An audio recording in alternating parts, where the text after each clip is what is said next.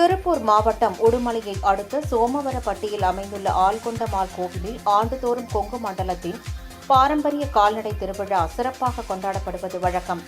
அதன்படி இந்த ஆண்டு கால்நடை திருவிழா இன்று நடைபெற்றது. இவ்விழாவில் கால்நடைகளின் நலன் வேண்டி பக்தர்கள் வழங்கிய பாலை கொண்டு சுவாமிக்கு அபிஷேகம் நடைபெற்றது.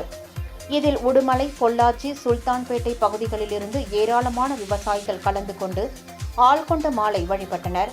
கோவிலை சுற்றி நேர்த்திக்கடன் செலுத்தும் உருவாரங்கள், விற்பனை கடைகள், தேங்காய், பழம் மற்றும் பூக்கடைகள், உணவு பண்டங்கள், மாடுகளுக்கு தேவையான கயிறுகள், உழவுக்கு தேவையான உபகரணங்கள் விற்கும் கடைகள் என நூற்றுக்கணக்கில் அமைந்திருந்தன. மேலும் தை பொங்கலுக்கே உரித்தான கரும்பு விற்பனையும் களை கட்டியது.